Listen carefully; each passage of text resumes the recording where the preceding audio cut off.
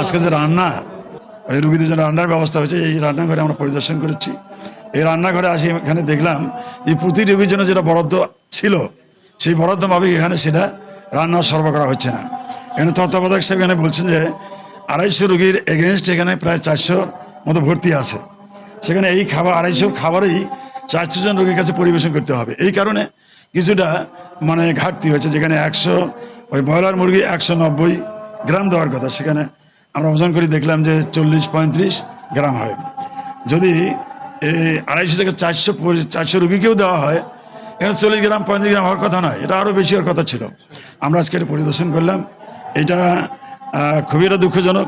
এরা রুগীর জন্য সরকার বরাদ্দ দিয়ে থাকে, সরকারের জন্য বাজেট আছে। সকালে নাস্তা কী হবে, দুপুরের মেনুটা কী হবে, রাতের ডিনার কী হবে, দুপুরের এখানে খাবারটা কী কী হবে, সবজি কতটুকু হবে, ডাল কতটুকু হবে, গোস্ত বা মাছ কতটুকু থাকবে, এটা প্রতিদিনের একটা খাদ্য তো বরাদ্দ থাকে। আপনি যেটা দেখেছেন এটা 40 গ্রাম 35 গ্রাম যেটা পেয়েছে 40ও ছিল। তো আমি যেটা বলছি যে আমাদের এখানে এটা হলো 250 হাসপাতাল, কিন্তু রুগী ভর্তি থাকে 400, 350, 450 এরকম। বেশি রুগী ভর্তি থাকাতে যেহেতু আমাদের একটু বেশি প্লেট দিতে হয়, খাবার দিতে হয়, এই জন্য হয়তো পিসটা একটু বেশি হয়, পরিমাণে বেশি হওয়ার কারণে ওয়েট কমে যায়। তারপরেও স্যার এখানে নিজেই এসেছেন, আমি অত্যন্ত খুশি। স্যার আমি স্যারকে ধন্যবাদ জানাই এবং আমি আপনাদেরকে কথা দিচ্ছি যে আমরা আগামী স্যার যেভাবে নির্দেশ দিলেন, আজকে রাত থেকে আমাদের যে ডায়েট স্কেল আছে, এই ডায়েট স্কেল অনুযায়ী আমরা সর্বোচ্চ চেষ্টা করব যেটা সরবরাহ আছে এটা সরবরাহ দেওয়ার জন্য। Lily whip shea mystic glowing body wash, secret to ultimate glow.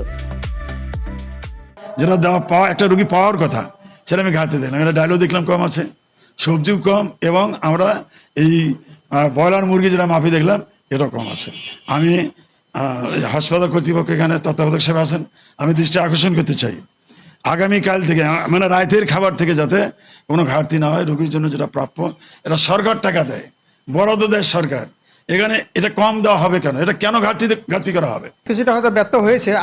আমি পরবর্তীতে এই বিষয়গুলো আমি আমলে নেব এবং যথাযথ ব্যবস্থা নেব যাতে রুগীরা সঠিক পায়, কি বলে সেবা পান, এবং আমরা ডায়েট স্কেলটা যাতে আমরা সঠিকভাবে ফলো করতে পারি। আমি আজকে হাসপাতাল কর্তৃপক্ষের দৃষ্টি আকর্ষণ করতে চাই যে এখন থেকে রুগীর যেটা বরাদ্দ আছে এটা যেন ঠিকমতো দেওয়া হয়, এবং অতিরিক্ত রুগীর জন্য যেটা বরাদ্দ যেটা এই খাবার থেকে বিতরণ করা হয় এটা হলেও কিন্তু এত কম হওয়ার কথা নয়। আমি আশা করব হাসপাতাল কর্তৃপক্ষ সবার দৃষ্টি আকর্ষণ করতে চাই, এখন থেকে যেন এই খাদ্য পরিষ্কার পরিচ্ছন্ন এবং রুগীর যেটা সেবা এটা যেন পূর্ণাঙ্গভাবে পায়, পুরো খাদ্য যেন রুগীরা পায়, সরকারের প্রার্থনা সঠিক আমরা কাজে লাগাতে পারি। এই দেশটা আমাদের, এই বাংলাদেশ আমাদের, এই হাসপাতাল আমাদের গাইবান্ধাবাসী, এখানে প্রায় 26 লক্ষের মানুষের বাস, একটি মাত্র স্বাস্থ্যসেবায় হাসপাতাল। এই হাসপাতাল যদি অনিয়ম হয় তাহলে জনগণ এখানে কষ্ট পাবে, জনগণ দুর্ভোগ হোক, এটা আমি চাই না।